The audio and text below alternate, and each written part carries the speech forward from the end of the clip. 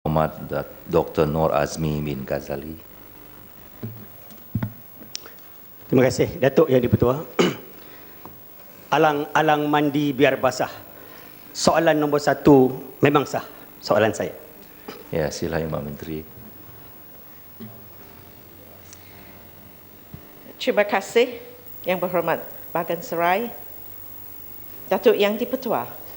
Kementerian Pendidikan Malaysia melalui anjakan ke-9 Plan Pembangunan Pendidikan Malaysia PPPM tahun 2013 hingga tahun 2025 telah menetapkan agenda untuk bekerjasama dengan ibu bapa, komuniti dan sektor swasta secara luas. Anjakan tersebut adalah usaha membentuk satu ekosistem pembelajaran di kawasan masing-masing. Bagi merealisasikan anjakan tersebut, pada 24 hari bulan Februari 2013, Kementerian Pendidikan Malaysia telah melancarkan sarana ibu bapa dan sarana sekolah. Sarana atau toolkits dengan izin, ibu bapa dan sarana sekolah telah menyediakan panduan dan mekanisme kepada ibu bapa untuk berperanan dalam meningkatkan pembelajaran anak.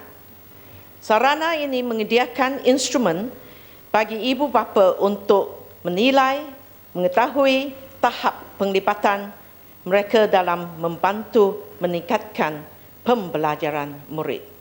Seterusnya, ibu bapa diberikan panduan atau tips dengan izin dalam mendidik anak dan contoh-contoh amalan terbaik. Ibu bapa boleh menghubungi pihak sekolah untuk membantu ibu bapa dengan konsep dengan izin parent guiding parent dalam mendidik anak khususnya daripada aspek akademik.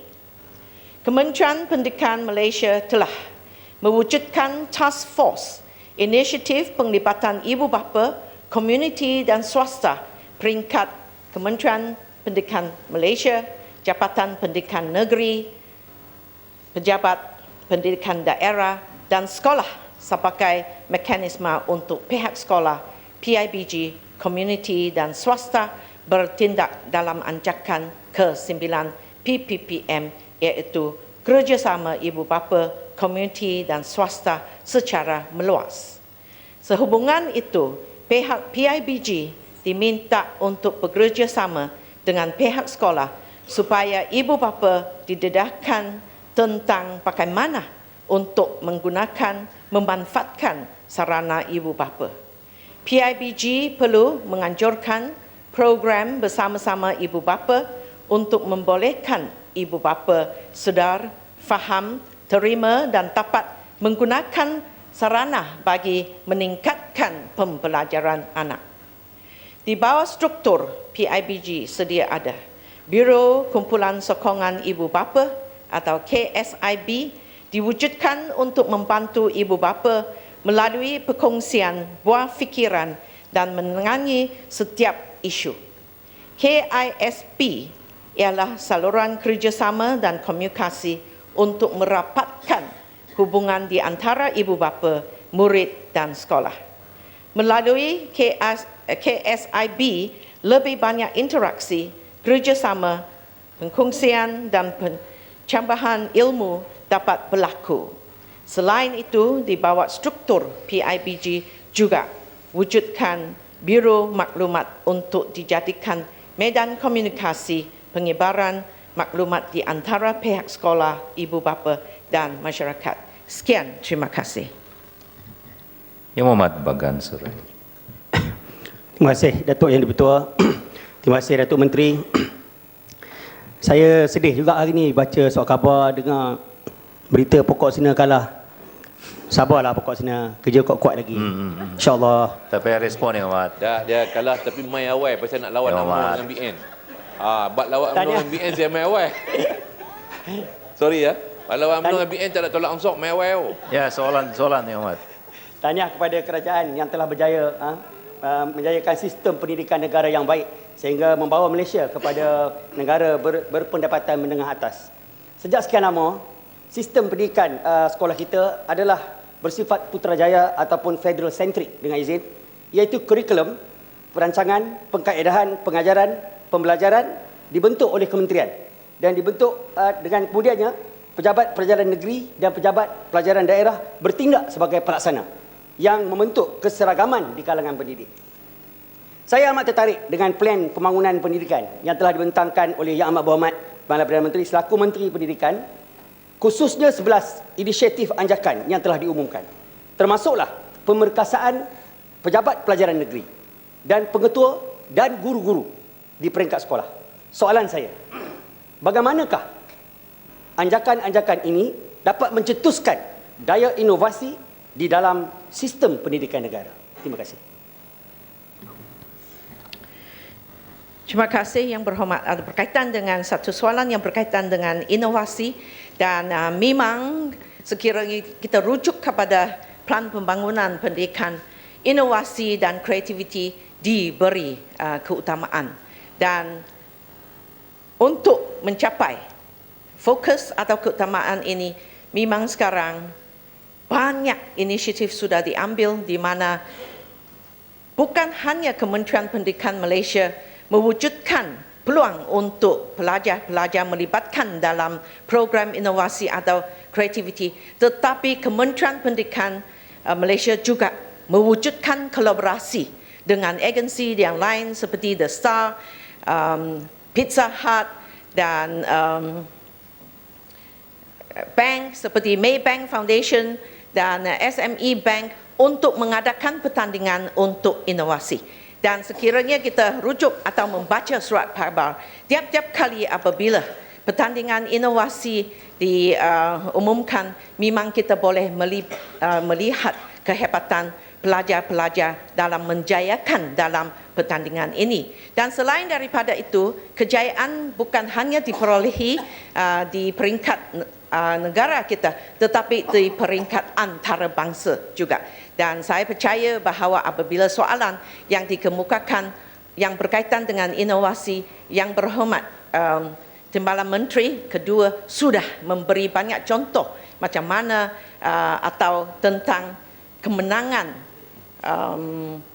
pelajar-pelajar dari Malaysia dalam pertandingan di antarabangsa. Sekian, terima kasih. Yang Amat Nibong Tebal. Terima kasih Datuk Pengerusi. PIBG sememangnya memain peranan yang cukup penting dalam usaha pembelajaran dan juga pengajaran di sekolah-sekolah bagi meningkatkan mutu pendidikan pelajar-pelajar kita di seluruh negara. Dan sepatutnya pun PIBG memainkan peranan itu. Dan saya tertarik tadi dengan jawapan Timbalan Menteri berkenaan dengan peranan yang dimainkan oleh PIBG. Soalan saya ialah memandangkan PIBG banyak sekali memainkan peranan dalam proses pengajaran dan juga pembelajaran di sekolah-sekolah. Adakah peruntukan khusus oleh kementerian kepada PIBG untuk menjalankan program-program mereka? Ini adalah kerana mereka selalu memohon sumbangan daripada kita, sama daripada wakil rakyat atau daripada kerajaan-kerajaan negeri. Itu yang pertama. Dan yang keduanya, saya juga tertarik dengan apa yang dijawab oleh Timbalan Menteri tadi tentang wujudnya satu task force untuk membimbing PIBG ini. Boleh Timbalan Menteri memberi contoh-contoh aktiviti dan program yang dijalankan bersama oleh PIBG dan usaha membimbing PIBG menjalankan aktiviti mereka dengan lebih berkesan lagi. Terima kasih. Terima kasih Yang Berhormat atas soalan yang menunjukkan satu prihatin terhadap peranan yang dimainkan oleh PIBG, dan saya mengucapkan terima kasih dan mengucapkan syabas juga tentang concern yang dikemukakan oleh Yang Berhormat. Yang berkaitan dengan sumbangan kewangan di mana Kementerian Pendidikan Malaysia katalah ada alokasi ke atau peruntukan yang diberikan kepada PIBG, ini kita boleh mempertimbangkan, dan sekiranya katalah ada satu cadangan, bolehlah tulis kepada Kementerian Pendidikan Malaysia untuk buat pertimbangan. Tetapi pada masa yang sama itu, saya rasa bukan hanya Kementerian Pendidikan Malaysia memainkan satu peranan untuk memberi sumbangan dalam bentuk kewangan, tetapi saya rasa Yang Berhormat ahli-ahli Parlimen juga boleh memainkan peranan untuk memberi sumbangan kepada sekolah-sekolah di bawah jagaan Yang Berhormat. Dan selain daripada itu, saya juga tahu berdasarkan saya punya pengalaman sebagai pengetua, pihak PIBG juga memainkan peranan untuk mengadakan fundraising program dengan izin. Dan soalan yang kedua ada berkaitan dengan task force, dan di sini adalah di mana Kementerian Pendidikan Malaysia memainkan peranan untuk memberi insentif atau sumbangan dari segi bentuk intelek. Itulah kita wujudkan kita punya toolkits atau dengan izin atau kita punya sarana, dan apabila kita memberi toolkits kepada ibu bapa, latihan dijalankan untuk ibu bapa. Dan selain daripada itu, untuk menghargai usaha dan peranan yang dimainkan oleh pihak PIBG, Kementerian Pendidikan juga ada rancangan untuk mengadakan anugerah PIBG Cemerlang pada tahun 2013, di mana pengiktirafan akan diberikan dalam bentuk sijil dalam sumbangan kewangan juga. Dan selain daripada itu, untuk mengiktirafkan peranan yang dimainkan oleh PIBG, khasnya yang di-Pertua PIBG, mereka akan dilantik untuk menjadi jurulatih utama kebangsaan negara daerah. Dan ini apabila mereka dilantikkan, memanglah mereka akan diberi pendedahan atau latihan.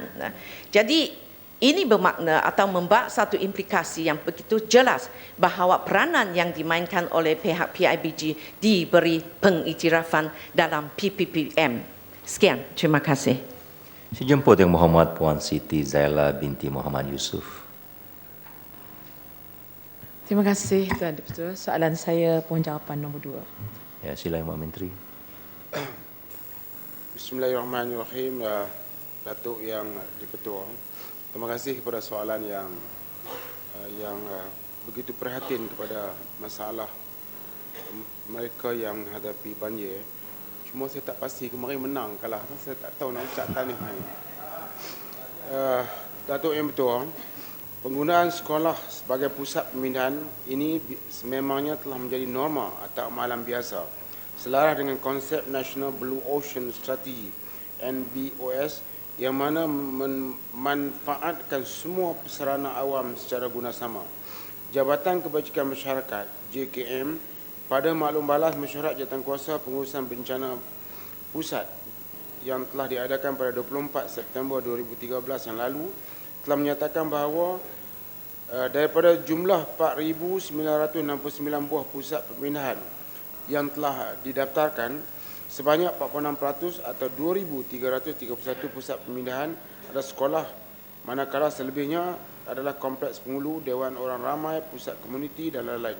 Pembinaan pusat perpindahan yang khusus untuk digunakan semasa bencana dilihat masih belum wajar kerana ia akan melibatkan implikasi kewangan yang besar. Di samping akan menyebabkan pembaziran kerana fungsi khusus tersebut akan menjadikan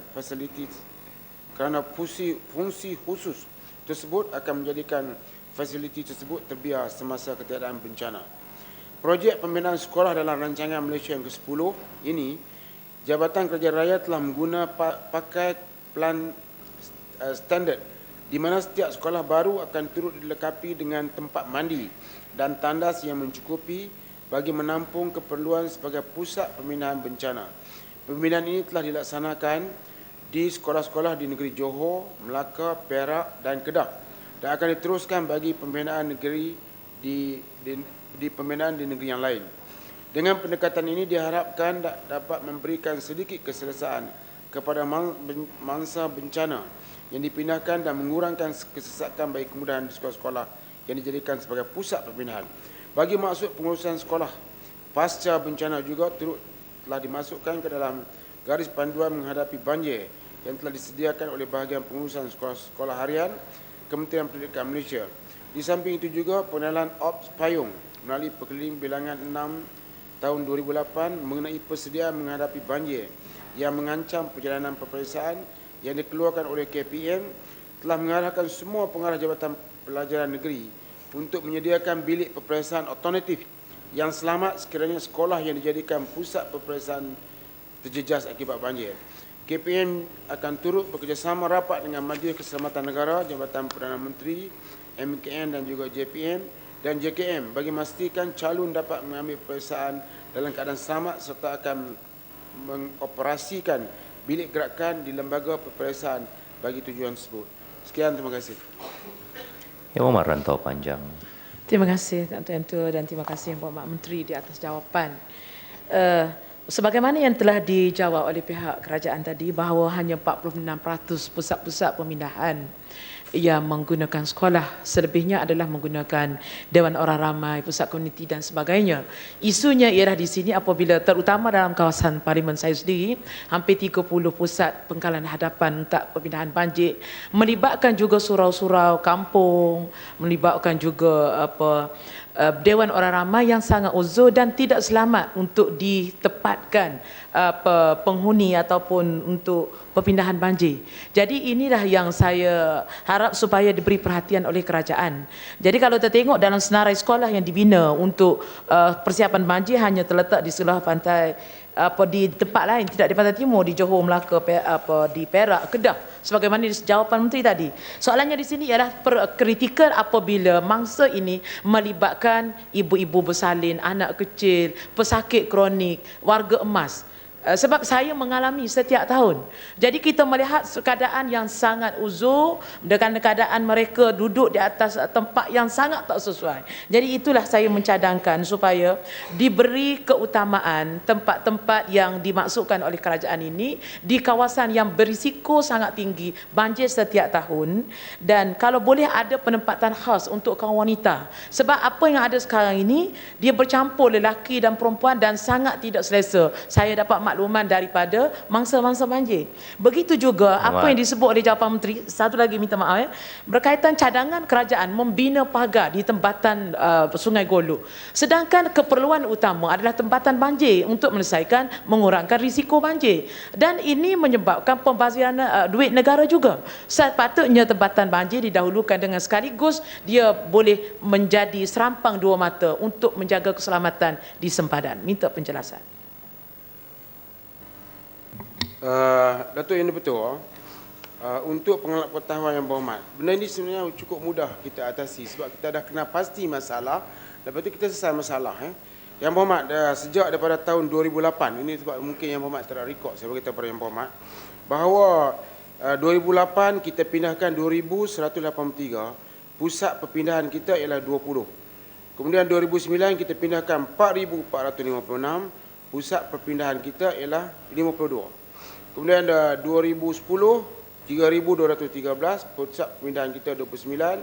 Sementara tahun 2012, yang berpindah ialah 2,394 orang, pusat perpindahan kita 22. Yang Berhormat, daripada 22 ni, yang ada ni, kita kena pasti secara khusus. Itu yang pertama, sekolah. Yang keduanya, balai penghulu. Yang ketiganya, yang keempat dan seterusnya. Kita tak perlu buat tempat baru. Kita boleh baiki tempat-tempat ini untuk terutamanya pembinaan bilik air dan sebagainya. Sebab kalau kita buat tempat baru, dia hanya jadi pusat bencana. Jadi pusat banjir, kalau tak ada banjir, pusat tu jadi pusat lain. Jadi kita nak supaya lebih baik kita perbaiki kemudahan tempat-tempat yang telah saya sebutkan. Kalau 22 tempat, kita sudah kena pasti berapa sekolah, berapa surau dan sebagainya. Saya nak beritahu satu contoh Yang Berhormat. Di sebuah negeri, penduduknya kita ada dewan, kita ada sekolah, tapi penduduknya tak mau pindah ke dewan dan sekolah, dia suka pindah duduk di atas highway. Sebab di highway tu dia boleh nampak kampung dia, rumah dia, walaupun tidak ada tempat sanitation dan sebagainya, dia uruskan di dalam air di sana, tetapi dia lebih suka pindah di highway. Jadi saya percaya di Pasir Mas ni, melihatkan kepada banjir setiap tahun yang berlaku, 22 pusat ini hendaklah dikena pasti. Kalau soalan yang berikut nanti, kalau tahun depan ataupun bulan 3 nanti, tak kena pasti khusus tempat-tempat yang ada kekurangan untuk kita perbaiki. Itu janji kerajaan kepada kita bahawa kita akan perbaiki semua sekali pusat-pusat pemulihan. Untuk pengetahuan Yang Berhormat boleh terus berada di Parlimen ini kerana sekarang air di Sungai Golok masih lagi di peringkat hijau, bukan hijau pas, ni hijau dalam maksud banjir, iaitu ketinggian air ialah 6.16, di peringkat boleh pindah ialah 9 meter. Jadi Yang Berhormat boleh duduk sini sampai terus, dan keadaan banjir sentiasa dipantau oleh pihak MKN dan juga jabatan-jabatan yang terlibat. Yang Berhormat Parit. Gerik. Yang Berhormat Gerik. Terima kasih Yang Dipertua Dewan dan Yang Berhormat Menteri. Kita berterima kasih kepada kerajaan kerana bila berlaku bencana alam, termasuk banjir, ribut topan, maka pihak MKM melalui Jabatan Perdana Menteri akan membantu kita rakyat di kampung. Persoalan saya ialah, masalah ialah pada tahun masa yang sama, kiranya berlaku berulang kali banjir, berulang kali bencana alam. Dasar yang diberi setakat ini setahun sekali. Bolehkah, persoalan saya, bolehkah setiap kali berlaku bencana kita memberi bantuan yang diperlukan oleh rakyat? Dan satu lagi yang kita melihat, Jabatan Kebajikan dia tidak menyediakan makanan. Kita mengharapkan melalui bantuan yang disediakan oleh Jabatan Perdana Menteri ini, bantuan kalau berlaku banjir yang lambat surut setengah-setengah tempat, bolehkah disediakan bantuan makanan juga? Terima kasih. Soalan yang cukup baik. Saya juga mengalu-alukan Yang Berhormat selamat pulang ke tanah air daripada Ankara. Tapi terlupa ucap terima kasih ya. Datuk Speaker, saya tahu benda ni pernah berlaku semasa saya menguruskan banjir selama 15 tahun jadi pengurus banjir ni. Kita tahu bahawa ada satu keadaan di mana kita bagi RM500. Kemudian belanja dia berlaku 3 kali berturut-turut. Tapi di akhirnya MKN telah buat keputusan untuk bagi dua kali ya. 2 kali ya Umat. Setelah 4 kali berlaku pada tahun yang berkenaan, kita bagi 2 kali. Dia kalau sekiranya belanja berlaku sebulan sekali berlaku, kita pun bagi RM500, maka kita akan mendengar doa-doa turunlah banjir banyak kali lagi untuk mendapatkan RM500. Kita bagi itu berdasarkan kepada ini bukan ganti rugi ya, ini ialah bantuan token daripada kerajaan, sebab kita kena maklum bahawa banjir ini ialah kejadian ujian daripada Allah Subhanahu Wa Taala, dan kita cuba mengurangkan masalah yang dihadapi. Pusat banjir semua makanan disediakan ya. Malah sekarang ni bila banjir berlaku, kita dapati ya orang tu belum pindah lagi. Tetapi makanan sudah berada di pusat perpindahan. Jadi benda ni penting supaya setiap kawasan memastikan ada pasukan sukarelawan banjir, dia panggil. Sukarelawan banjir. Dan sukarelawan banjir ni bukan dia orang bangsa banjir saja hidup. Masa-masa lain boleh dibuat kerja-kerja lain. Sukarelawan banjir di Perlis, di Kedah, saya kurang pasti di Rantau Panjang. Dia mesti ada sukarelawan banjir yang bersiap siaga di samping jabatan kerajaan. Kerana jabatan kerajaan saja tidak mampu untuk katakan mesti gerakkan boleh pindahkan semua orang sekaligus, kerana mereka juga memerlukan bantuan daripada orang ramai untuk menentukan di manakah mereka yang berada. Kita pernah selamatkan orang yang rumahnya sudah hanyut, tetapi backhoe kita berjaya tampankan rumah dan ambil orang dalam rumah, kita keluarkan. Ini semua dibuat oleh sukarelawan. Jadi sukarelawan banjir kita sediakan, dan semua sekali makan minum itu kebanyakannya disediakan oleh sukarelawan banjir dan juga pertubuhan-pertubuhan NGO. Jadi banjir di negara kita ialah urusan banjir di negara Malaysia ini adalah di antara yang terbaik. Kalau nak dibandingkan dengan Amerika, sebab ini Amerika menjadi bandingan. Semua orang termasuk Gombak dan juga Pokok Senar sering membanding dengan Amerika. Saya dah beritahu banjir di Amerika seminggu baru askar dia mari, tetapi banjir di Malaysia sebelum orang datang kita dah sedia makanan. Jemput Yang Berhormat Tuan Haji Ahmad Nazlan bin Idris. Terima kasih Datuk Yang Dipertua. dari pokok sena berpindah ke jengka. Datuk Yang di-Pertua, soalan saya nombor 3. Ya, sila Yang Menteri. Kesian pokok sena. Terima kasih Yang Berhormat Datuk Yang di-Pertua. Untuk makluman ahli yang berhormat, di bawah Akta Kualiti Alam Sekeliling tahun 1974 dan peraturan-peraturan di bawahnya, semua pemilik atau pengendali sesuatu kemudahan premis industri maupun kenderaan bermotor dihendaki untuk memastikan pelepasan bahan tercemar dari premis atau kenderaan masing-masing mematuhi had yang ditetapkan di bawah peraturan kualiti alam sekeliling. Kawalan pelepasan ini meliputi pelepasan air buangan dan pendasing udara dari premis industri pembuatan, industri berasaskan pertanian, yaitu kilang kelapa sawit dan kilang getah, industri perkhidmatan, contohnya loji, pengolahan kumbaan dan tapak pelupusan sampah, serta kenderaan bermotor. Syarikat atau individu yang melakukan kesalahan mencemarkan alam sekitar boleh dikenakan tindakan penguatkuasaan seperti kompaun, perintah larangan dan tindakan mahkamah, di samping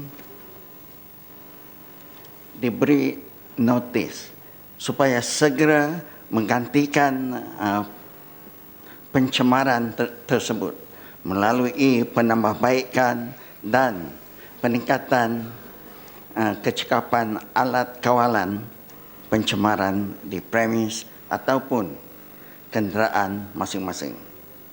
Bagi tempoh Januari 2006 hingga September 2013, sebanyak 57.929 tawaran kompaun dan 10.477 notis telah dikeluarkan kepada pihak yang melakukan pencemaran. Sebanyak 2.449 kes telah didakwa di mahkamah, manakala 16 syarikat pula telah dikenakan perintah larangan. Sekian, terima kasih. Yang Berhormat Jerantut. Terima kasih Datuk Yang di-Pertua. Yang Berhormat Menteri, walaupun pelbagai aduan dan usaha telah diketengahkan untuk mengatasi masalah pencerobohan dan kerosakan alam sekitar di daerah Cameron Highland, namun perkara ini tidak menampakkan usaha yang bersungguh-sungguh dan berkesan sehingga berlakunya kejadian banjir kilat di Cameron Highland dan membawa kepada kehilangan jiwa. Justru itu saya ingin mengetahui daripada Yang Berhormat Menteri, mengapakah pihak kerajaan masih gagal mengatasi masalah ini, khususnya aktiviti pencerobohan tanah haram yang berlaku secara berleluasa? Adakah pihak kementerian melakukan usaha bersepadu dengan jabatan dan agensi lain bagi mengatasi masalah ini? Dan apakah bentuk pemantauan yang dilakukan terhadap alam sekitar di Cameron Highland? Lantas itu saya juga ingin mengetahui berapa ramai yang telah didakwa dan telah dikenakan hukuman ke atas kesalahan pencerobohan alam sekitar tersebut.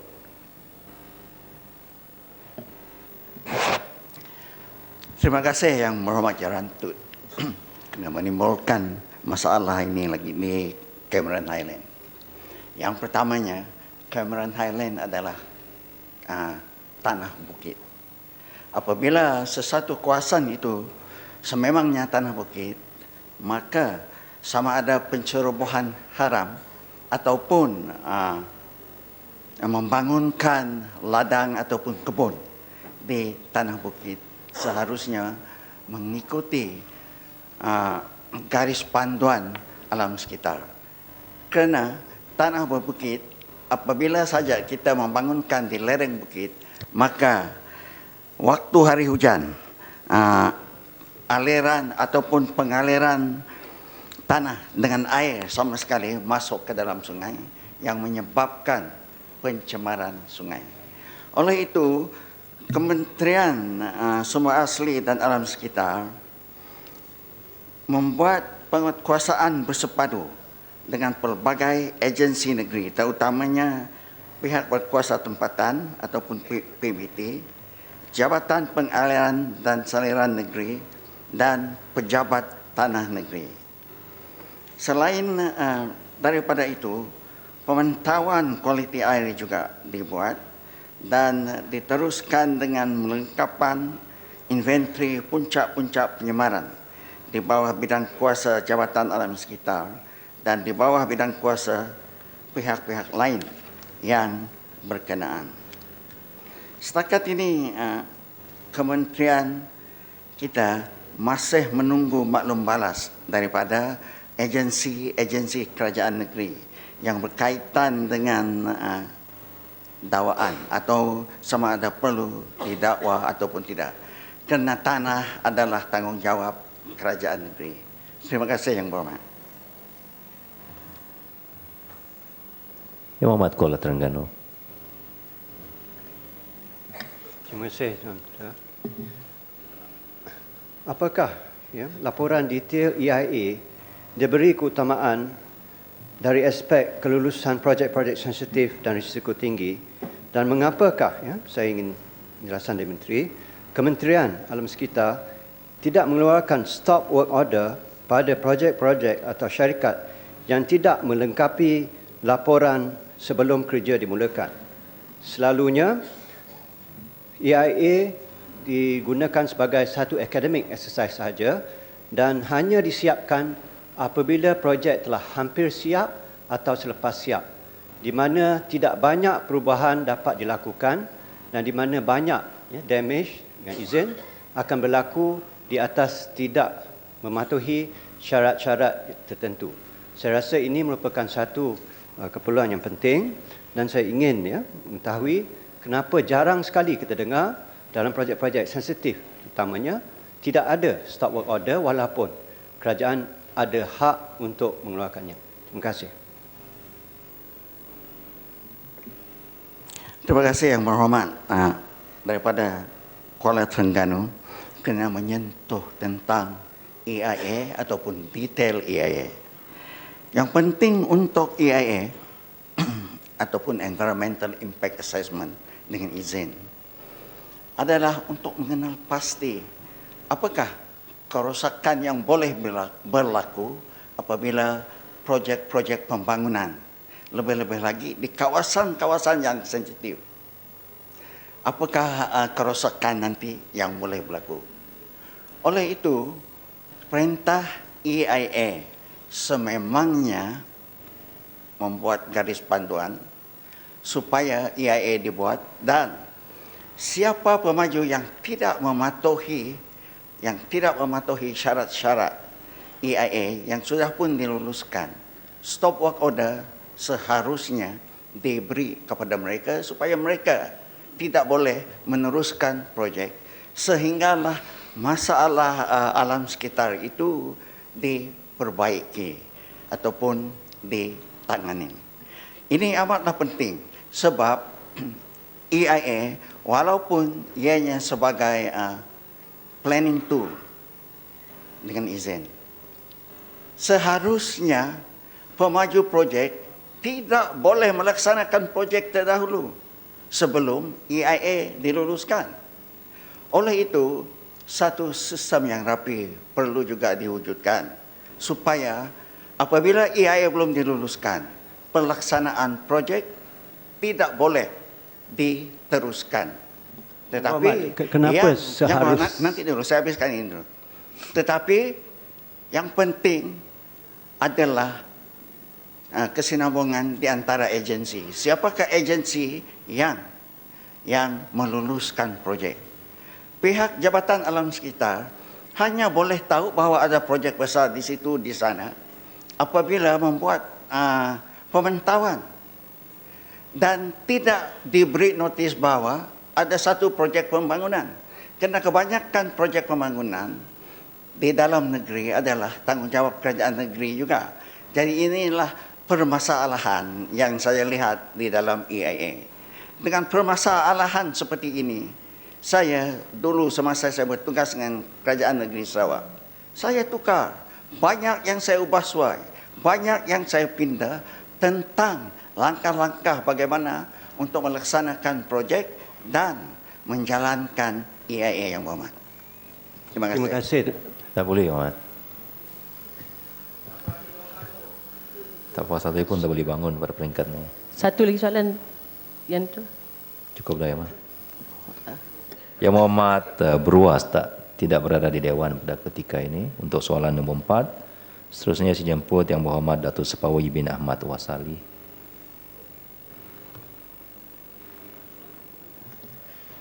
Terima kasih Tuan Datuk Speaker. Jalan-jalan ke pokok sena sehingga sebentar di bahagian terap. Soalan saya Tan Sri Datuk Seri Speaker nombor 5, mohon Menteri untuk menjawab.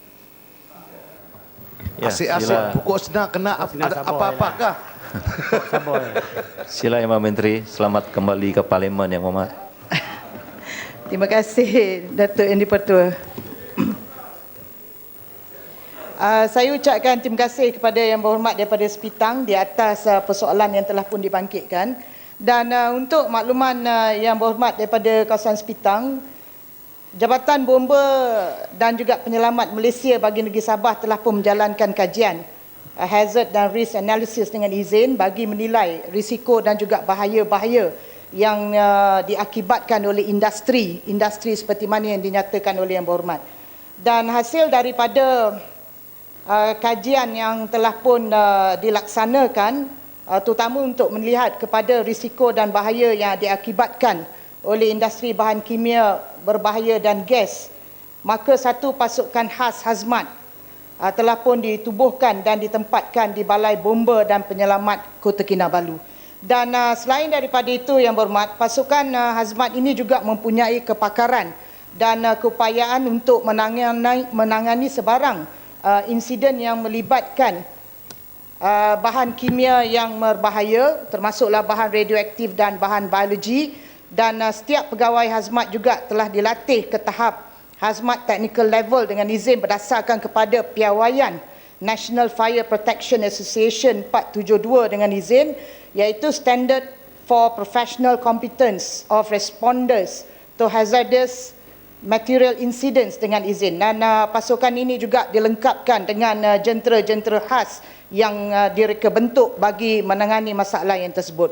Dan bagi keperluan untuk melihat kepada keperluan persekitaran semasa, tambahan pula dengan akan wujudnya projek Sabah Oil dengan Gas Terminal dan juga Sabah Ammonia Urea Samur seperti yang dinyatakan oleh Yang Berhormat, maka Kementerian sedang menjalankan satu kajian keperluan untuk dimasukkan dalam bajet bagi rancangan Malaysia ke-11 insya-Allah pada tahun 2015, bagi kita menempatkan sebuah jentera hazmat di Balai Bomba dan juga Penyelamat Sepitang untuk menangani sebarang insiden yang akan melibatkan bahan kimia di kawasan industri Samur ini. Terima kasih Yang Berhormat. Yang Berhormat Sepitang.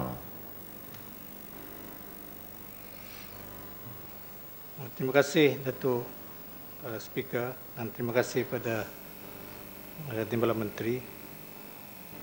Dan terima kasih kepada kerajaan yang telah meletakkan Samur Petronas di Sepitang yang berbilion ringgit.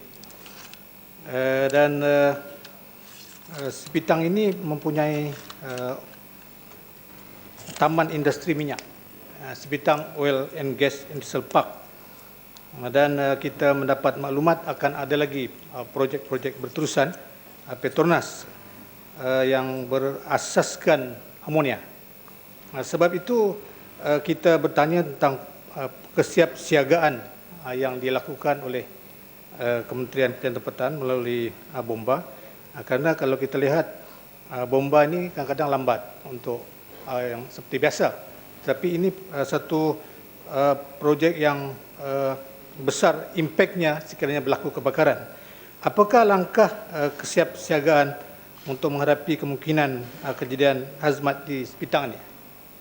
Dan apakah persiapan dan peranan yang dimainkan oleh sukarelawan bomba sukarela untuk diberi kelengkapan dan peralatan bagi membantu sebarang malapetaka, kerana kita ucapkan terima kasih kepada sukarelawan bomba yang sentiasa memberikan sokongan, terutama sekali peristiwa-peristiwa yang pernah berlaku di kawasan saya.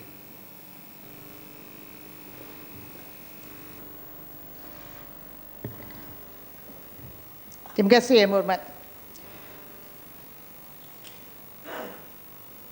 Sementara untuk kita menunggu kementerian membuat kajian seperti mana yang saya nyatakan kepada Yang Berhormat tadi untuk dimasukkan dalam bajet rancangan Malaysia ke-11 insya-Allah pada tahun 2015, kerana Samur dan sebagainya akan dimulakan pembinaannya pada tahun insya-Allah pada bulan Ogos 2015. Maka dengan itu pihak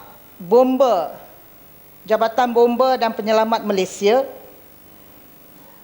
telah pun sediakan kesiapsiagaan seperti mana yang dihasratkan oleh Yang Berhormat tadi, supaya apabila berlaku sesuatu kejadian hazmat, maka Balai Bomba dan Penyelamat Sepitang akan dapat diarahkan untuk menguruskan sementara menunggu pasukan hazmat datang daripada Balai Bomba dan Penyelamat Malaysia dari Kota Kinabalu. Maka kerana itu, beberapa program telah diadakan Yang Berhormat Datuk Speaker. Yang pertama, mengenal pasti kawasan berisiko hazmat, mengadakan latihan dengan pasukan tindakan kecemasan yang melibatkan pelbagai agensi yang ada, dan selain daripada itu mengadakan latihan-latihan yang berkaitan dengan hazmat untuk melihat kepada dan meningkatkan kemampuan bomba untuk melaksanakan operasi-operasi kecemasan. Dan untuk makluman Yang Berhormat juga, pada ketika ini Balai Bomba Sepitang di kawasan Yang Berhormat ni telah pun dilengkapkan dengan 2 unit jentera Fire Rescue Tender FRT dengan kekuatan 28 keanggotaan Balai Bomba yang mampu untuk memberikan tindakan awal sekiranya berlaku insiden hazmat, kerana anggota-anggota di Balai Bomba dan Penyelamat Sepitang ini, Datuk Yang Dipertua, telah pun diberikan latihan-latihan asas dalam azmat, dan di samping dengan kekuatan 2 jentera FRT yang saya nyatakan tadi, memadai untuk membantu menguruskan kes azmat pada peringkat awal. Dan selain daripada itu, saya juga ucapkan terima kasihlah kepada Yang Berhormat kerana telah membangkitkan bagi pasukan bomba sukarela. Saya nak menggalakkan kepada semua ahli-ahli Yang Berhormat untuk membantu dan menggalakkan supaya banyak aktiviti-aktiviti yang dapat dibantu untuk mengurangkan risiko-risiko yang mengakibatkan kebakaran dan sebagainya. Bukan saja dia bertanggungjawab ke atas Jabatan Bomba dan Penyelamat Malaysia ni, Datuk Yang Dipertua, tetapi juga dia boleh dijadikan peranan bersama pada peringkat awal, peranan bersama dengan masyarakat. Maka dengan itu, pasukan bomba sukarela ini ditubuhkan.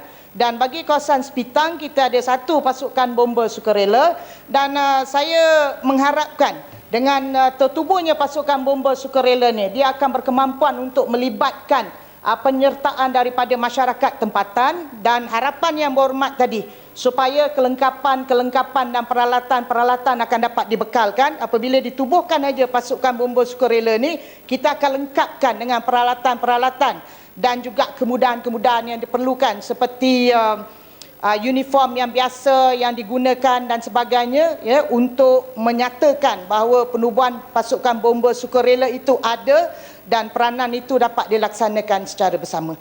Jadi saya ucapkan terima kasih kepada Yang Berhormat, dan kalau ada yang tak lengkap bagi kawasan Yang Berhormat, boleh maklumkan ajalah, kita lengkapkan. Terima kasih banyak Yang Berhormat. Sejemput Yang Berhormat Tuan Wan Hassan bin Muhammad Ramli. Assalamualaikum warahmatullahi wabarakatuh. Terima kasih Yang Berhormat Datuk Timbalan Yang Dipertua. Soalan saya yang ke-6. Sila Mak Menteri. Terima kasih Yang Berhormat Dukun. Datuk Yang Dipertua, PTPTN telah melaksanakan pelbagai kaedah dan pendekatan yang fleksibel dalam memungut semula hutang terhadap semua peminjam PTPTN. Antara implikasi yang akan ditanggung oleh peminjam termasuklah langkah pengerai hitam di Jabatan Immigration Malaysia, dan Saman telah pelbagai langkah peringatan dan ruang perundingan diberikan oleh PTPTN. Proses mengenaraikan hitam dan saman ke atas peminjam tidak sewenang-wenangnya diambil dan ianya merupakan tindakan terakhir selepas peminjam masih gagal membuat pembayaran balik atau tampil berunding. Untuk makluman ahli yang berhormat, tindakan senarai hitam dibuat selepas 5 notis peringatan dihantar kepada peminjam atau 16 bulan selepas tamat pengajian. Sehingga 31 Oktober 2013, seramai 132,801 peminjam telah disenarai hitam. Daripada jumlah tersebut, seramai 45,550 telah tampil berunding dan membuat pembayaran melibatkan amaun sebanyak 230.44 juta. Sekian, terima kasih. Yang Amat Dungun. Terima kasih kepada jawapan yang diberikan oleh Yang Berhormat Menteri. Apapun yang perlu kita ambil ingatan ialah berkaitan dengan kos pentadbiran yang wajib ditanggung dan dibayar oleh siswazah, yang sebahagian mereka ni masih ada yang menganggur. Kerana mengikut laporan daripada apa yang disebutkan, 56% penganggur adalah siswazah dalam jumlah yang sangat ramai, iaitu 210,263 orang sehingga Jun 2013. Jadi oleh kerana keperluan untuk membayar balik ini berdasarkan kepada asas penubuhan bantuan PTPTN ini adalah untuk meringankan kos bebanan pelajar dan juga bebanan ibu bapa dalam membantu pelajaran anak-anak mereka. Maka setelah tamat mereka menjadi siswazah tapi masih belum ada pekerjaan, apakah tidak boleh bagi kerajaan memikirkan mekanisme untuk membantu siswazah yang menganggur yang dibebankan dengan bayaran balik hutang dan juga kos pentadbiran ini, sedangkan bila mereka nak buat bayaran, nak buat bayaran dengan apa? Saya pohon pihak kerajaan supaya memikirkan mekanisme. Bagi yang telah bekerja, itu ada munasabahnya, dan bagi yang tidak bekerja ini naklah dipikirkan satu mekanisme bagaimana untuk mereka diberikan keringanan, bukan membebankan mereka dengan berbagai-bagai bebanan dan implikasi yang akan mereka hadapi. Pohon penjelasan. Terima kasih. Terima kasih Yang Berhormat atas soalan yang berkaitan dengan pelajar yang masih belum dapat kerja, dan memang Kementerian Pendidikan Malaysia memang ada mempertimbangkan tentang perkara ini, dan untuk penganggur yang tidak mampu bayar balik kerana tidak dapat kerja, mereka diberi penangguhan selama 2 tahun. Dan apa yang sangat penting di sini adalah sekiranya pelajar masih belum dapat kerja, mereka mesti tampil ke PTPTN untuk mengadakan satu perundingan. Sekian, terima kasih. Yang Amat Langkawi. Terima kasih, Datuk Speaker. Saya ingin bertanya soalan bahawa kita lihat pelajar yang tidak bayar hutang PTN ini tinggi. Yang pertamanya seperti mana yang dikatakan tadi, bagi mereka-mereka yang tidak ada kerja, yang itu memang okey. Yang tu kita tak dapat tidak, sepatutnya kerajaan kena mencari jalan untuk membantu mereka untuk dapat kerjaan dan sebagainya.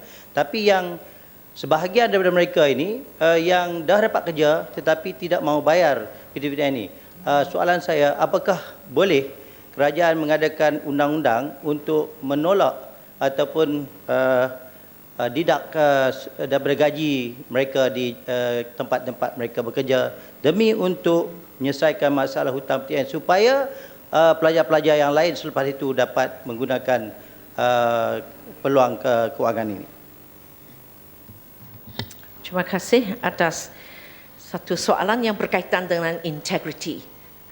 Pelajar dapat kerja tetapi tidak bayar, dan ada kemungkinan besar bahawa pelajar ini apabila dia dapat kerja tetapi gajinya agak rendah, itulah mereka tidak mampu untuk bayar balik.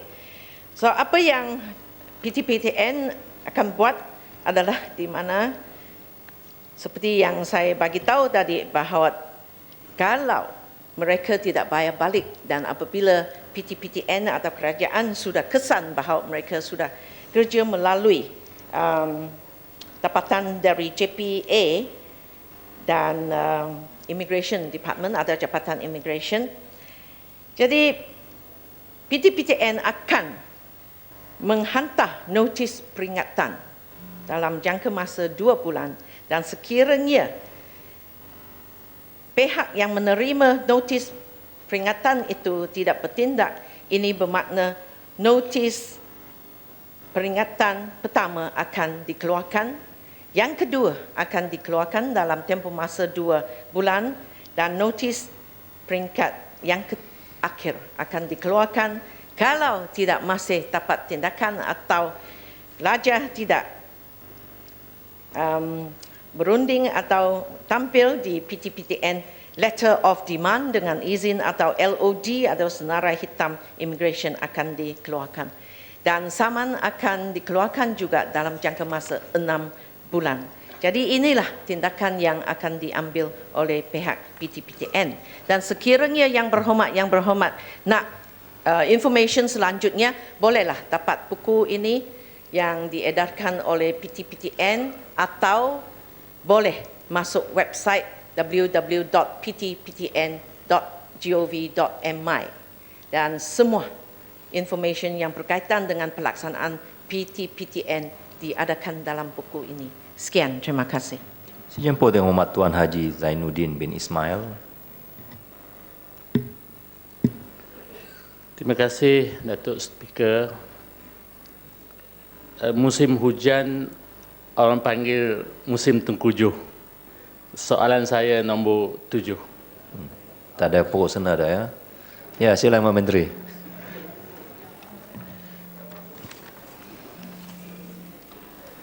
Terima kasih Tuan Yang Dipertua.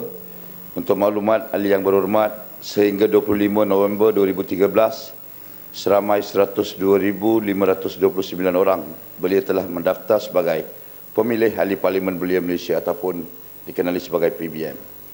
Kriteria untuk menjadi pemilih atau pengundi ahli Parlimen Belia Malaysia adalah terbuka kepada warga negara Malaysia yang berumur 15 hingga 40 tahun tanpa mengira latar belakang mereka. Manakala kriteria utama menjadi calon ahli Parlimen Belia Malaysia adalah seperti berikut: warga negara Malaysia dan had umur daripada 18 hingga 13 tahun semasa memohon, tidak disabitkan dengan kesalahan jenayah dan tidak muflis. Sekian, terima kasih. Ya, majulah Bu. Terima kasih Yang Berhormat Menteri. Jawapan ringkas tetapi menjawab segala persoalan pokok. Tahniah dan syabas kepada kerajaan Malaysia kerana mengambil inisiatif menubuhkan Parlimen Belia Malaysia.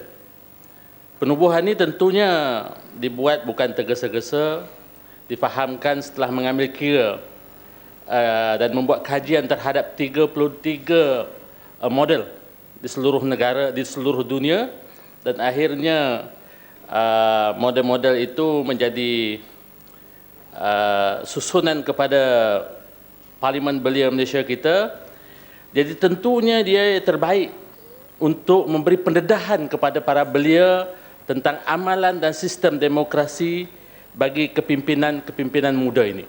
Jadi mereka boleh menggunakan platform ini untuk menyuarakan aspirasi-aspirasi, pandangan-pandangan dan juga nilai-nilai yang dikehendaki oleh kumpulan belia ini. Jadi oleh kerana itu, platform ini sangat penting dan sangat mustahak di mana kerajaan juga boleh engage dengan izin Yang di-Pertua dengan kumpulan belia ini. Persoalan yang timbul kepada saya ialah ada dua perkara. Yang pertama, sejauh mana dan bagaimana kementerian atau kerajaan boleh menentukan parlimen belia ini tidak menjadi atau bersifat partisan apabila ia berjalan nanti, di mana tidak mahu terjadinya satu keadaan yang pandangan-pandangan itu mirip kepada parti-parti tertentu atau pemikiran politik dan fahaman kepartian itu. Itu soalan nombor satu. Jadi bagaimana kerajaan dan kementerian boleh menentukan atau menjamin perkara ini tidak berlaku. Yang keduanya ialah satu soalan je Muhammad. Sikit je satu, ini penting ni. Sambunglah, sambung. Jadi cadangannya ialah supaya kerajaan dan kementerian, sekarang sidang belia ini satu tahun sekali dan dua hari. Jadi oleh kerana itu masanya tentu singkat. Jadi oleh kerana itu, apakah aktiviti dan sumbangan ahli-ahli parlimen belia ini yang dirangka oleh kementerian bagi memastikan mereka itu turut dapat menyumbang secara berterusan sepanjang tahun. Terima kasih Yang di-Pertua.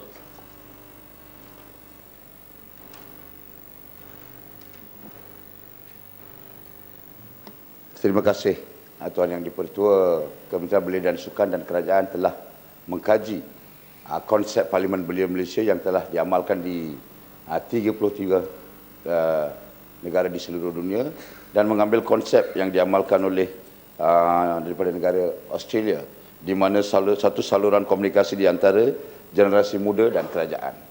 Apa yang disoalkan oleh Yang Berhormat tadi mengenai cara kita pendekatan cara Parlimen Belia ini, kita bagi jaminan tidak akan bersalur mana-mana. Dan kita lihat generasi muda hari ini tidak boleh mengikut mana-mana saluran tertentu atau mana-mana parti tertentu.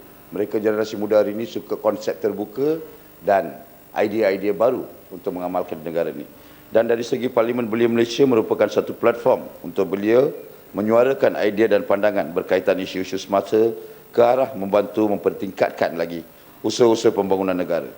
Selain daripada berbahas dan membincangkan isu-isu terpilih di dalam persidangan Parlimen Belia pada setiap tahun, ahli Parlimen Belia juga diberi keutamaan untuk menyertai program-program belia yang dianjurkan atau melibatkan Kementerian Belia dan Sukan. Ahli Parlimen Belia akan diberi peluang untuk mengikuti program-program kepimpinan serta dilibatkan di dalam pelbagai program komuniti. Tumpuan akan diberikan supaya mereka dapat memaksimumkan potensi diri dan menyumbang kepada pembangunan negara. Misalnya, ahli Parlimen Belia akan diberi keutamaan untuk menyertai program fellow perdana dan mendapat faedah-faedah yang dapat ditetapkan, termasuk penempatan bersama menteri-menteri kabinet. Selain daripada itu, ahli-ahli Parlimen Belia juga akan diberi dorongan, sokongan dan galakan oleh Kementerian Belia dan Sukan untuk merancang dan melaksanakan sendiri program-program pembangunan komuniti. Sekian, terima kasih. Yang Amat Kota Baru. Terima kasih Datuk Yang di-Pertua, terima kasih Yang Muat Menteri dan terima kasih sahabat saya Jelbu yang mengemukakan soalan yang begini baik. Yang Berhormat Yang di-Pertua, pada tahun 1971 dalam negara kita ini telah ada satu entiti yang bernama Majlis Perundingan Belia Negara, MPBN. Dan setelah dilancarkan mengikut laporannya, hanya 20% saja daripada belia-belia dalam negara kita ini yang boleh mengikuti ataupun menyertai Majlis Perundingan ini, kerana hanya 20% saja yang menjadi ahli pertubuhan belia. Dan MPBN ini katanya ala Parlimen Belia. Jadi apabila diwujudkan Majlis ataupun Parlimen Belia Malaysia ini, kerajaan mengatakan bahawa nak beri peluang kepada 80% lagi yang tidak jadi ahli kepada pertubuhan belia. Jadi persoalan saya, adakah ataupun apakah jaminan kerajaan bahawa Parlimen Belia ini tidak menjadi suatu entiti yang gagal seperti MPBN, kerana hanya dapat menarik sebahagian kecil saja daripada belia ini. Dan saya juga ingin tahu, adakah Parlimen Belia Malaysia ini membuka peluang kepada mahasiswa-mahasiswa di universiti untuk mereka mendaftar jadi ahli Parlimen Belia dan juga bertanding menjadi calon-calon bagi wakil rakyat dalam Parlimen Belia ini. Dan saya juga ingin mendapat penjelasan beberapa benda pelik yang wujud dalam kriteria untuk pemilihan Parlimen Belia ini. Yang pertamanya, saya melihat website Parlimen Belia ini, dia kata setiap yang dipilih menjadi wakil dalam Parlimen Belia ini perlu kepada perakuan pelantikan daripada Yang Berhormat Menteri Belia dan Sukan. Kenapa perlu lagi perakuan setelah dipilih? Kenapa perlu lagi perakuan daripada Yang Berhormat Menteri? Yang keduanya, borang yang disediakan di dalam website untuk mendaftar menjadi ahli Parlimen Belia ini ada satu kepelikan, iaitu jantina. Saya tak tahu sudah dipindah atau tidak. Jantinanya lelaki, perempuan, ragu. Ini pelik ni. Tiga kriteria. Seseorang ahli itu lelaki, perempuan, ragu. Soalannya kenapa jadi begini? Tiga keraguan ini.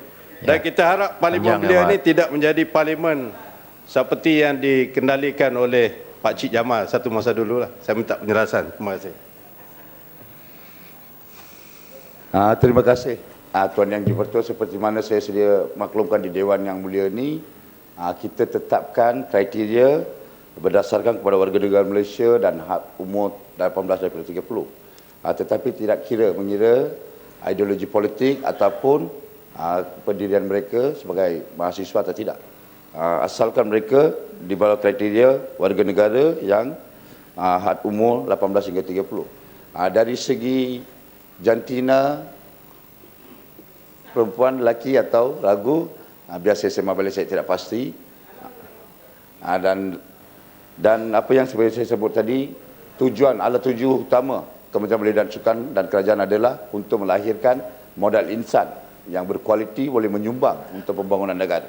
Sekian, terima kasih. Sejemput Yang Berhormat Tuan Samsul Iskandar bin Muhammad Hakim.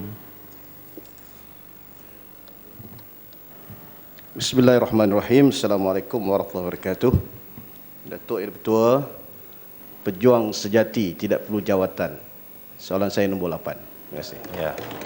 Sila Yang Menteri.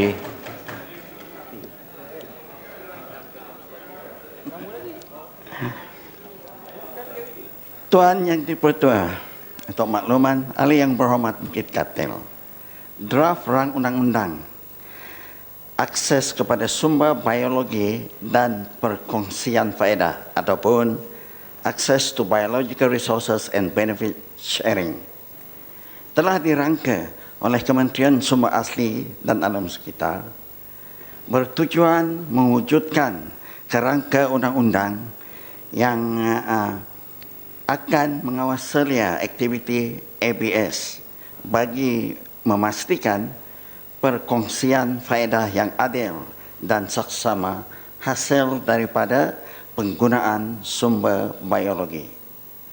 RUU ABS ini dijangka akan dibentangkan kepada Kabinet dan Parlimen pada tahun hadapan. Sekian, terima kasih. Yang Berhormat Bukit Katil. Terima kasih Yang Berhormat Menteri dan Untuk Speaker. Seperti mana yang kita semua sedia maklum, Malaysia sekarang ini diiktiraf antara 12 negara yang kaya dengan sumber biologi ataupun negara mega biodiversity di dunia. Dan tentunya bidang biodiversity ini boleh menjana kekayaan baru. Saya dimaklumkan bahawa Malaysia telah menandatangani Konvensyen Kepelbagaian Biologi di bawah Pertubuhan Bangsa-Bangsa Bersatu sejak tahun 1994 lagi. Justru saya ingin tanya kepada kerajaan, kenapakah kerajaan mengambil masa selama 20 tahun untuk merangka satu undang-undang ini yang khusus saya fikir untuk mengekang kes-kes kecurian sumber biologi ataupun biopiracy. Saya ingin tanya kepada Yang Berhormat Menteri, berapa banyakkah kes-kes kecurian sumber biologi ini atau biopiracy ini yang telah berlaku yang tentunya mengakibatkan kerugian berbilion ringgit kepada kerajaan? Terima kasih.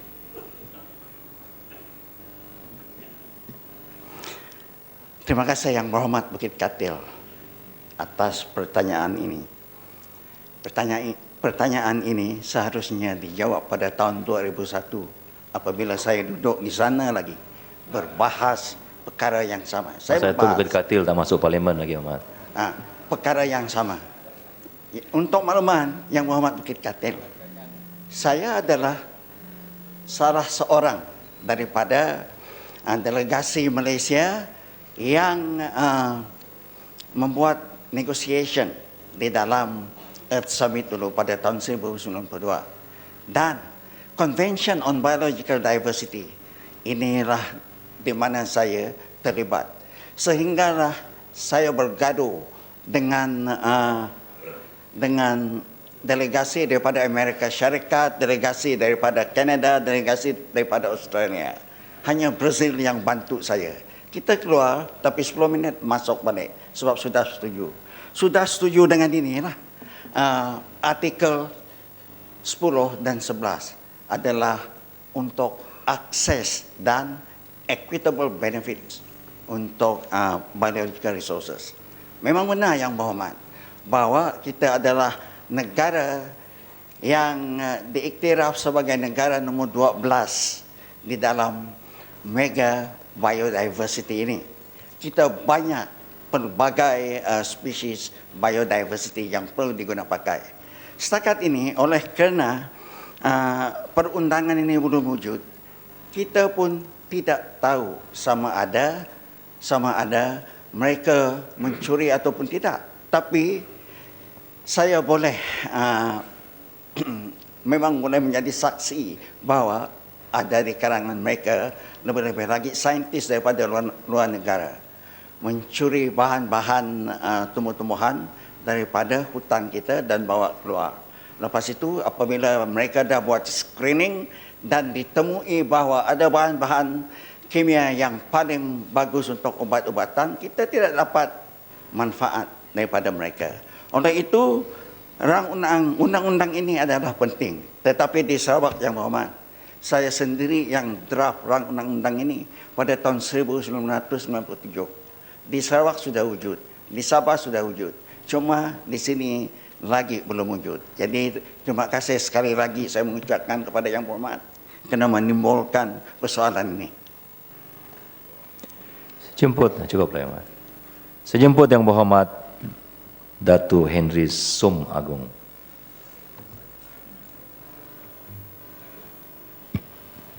Datuk Yang Dipertua, soalan saya nombor 9.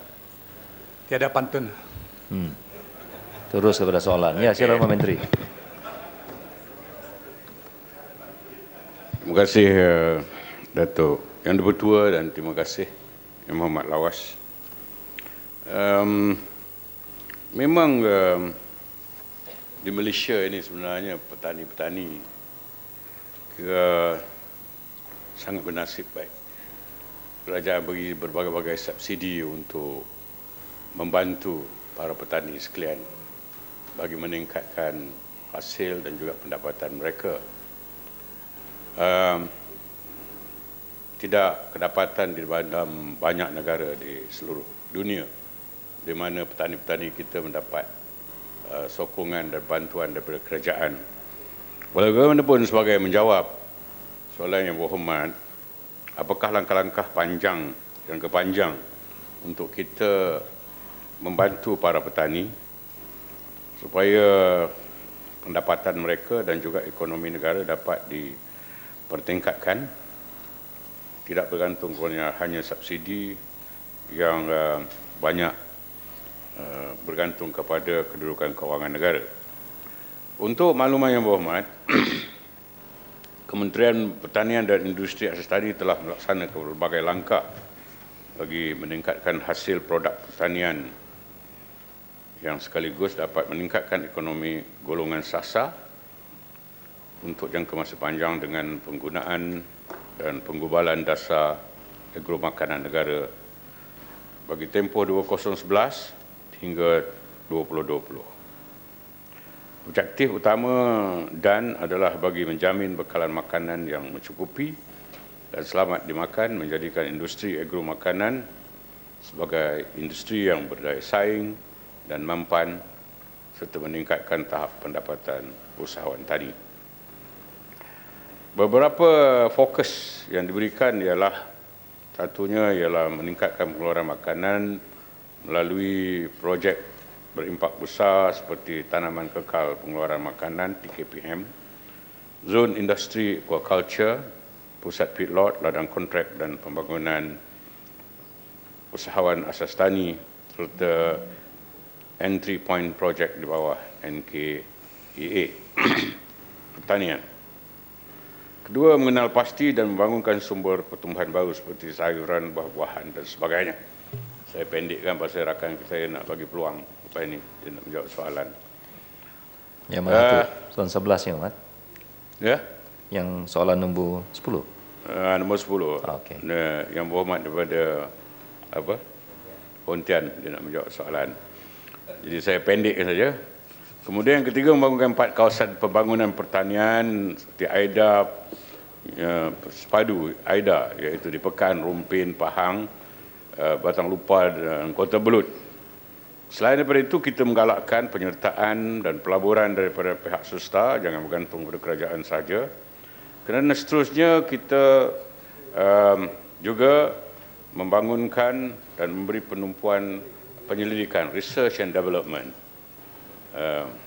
Ada banyak hasil R&D yang telah kita capai dan memberikan sumbangan yang begitu baik kepada pembangunan industri asas tani. Dan lain-lain saya tak payah sebut kat sini sebab apa nama tu untuk memendekkan dan menjimatkan masa. Sekian, terima kasih. Yang Muhammad Lawas. Terima kasih Datuk Yang di-Pertua dan Yang Berhormat Menteri. Di Sarawak dengan tanahnya yang luas memberi ruang dan peluang bagi meningkatkan hasil pertanian termasuk ternakan dan nelayan dan sekaligus boleh meningkatkan ekonomi masyarakat tani. Selain usaha yang dinyatakan oleh Yang Berhormat Menteri tadi, apakah usaha dan bantuan kerajaan pusat ke arah peningkatan tahap ekonomi masyarakat tani keseluruhannya supaya tidak dilihat sebagai golongan yang kurang maju jika berbanding dengan golongan lain di negara ini? Sekian, terima kasih. Terima kasih Yang Berhormat. Tadi saya sudah sebut secara umumnya menyeluruh ke seluruh negara, tapi di Lawas katanya begitu banyak kawasan ataupun tanah yang boleh dimajukan. Ini satu peluang untuk kita membangunkan tanah terbiar di sana. Kalau sekiranya Yang Berhormat ada boleh berikan kawasan yang berkenaan, kita pegawai kementerian boleh buat kajian apakah jenis-jenis perusahaan pertanian boleh dilaksanakan di sana. Kita memang ada skim sekarang untuk membangunkan tanah terbiar dan memberikan insentif-insentif yang boleh membantu petani-petani, penternak dan juga industri asas tani. Sekian, terima kasih. Yang Muhammad Ampang. Terima kasih Datuk Promosi, Datuk Speaker. Saya nak bertanya Menteri, Timbalan Menteri, memandangkan soalan daripada Lawas ni menanyakan tentang bagaimana untuk meningkatkan ekonomi bagi jangka masa panjang. Saya nak tanyakan mengenai projek NFC yang dah tergendala. Apakah revival plan?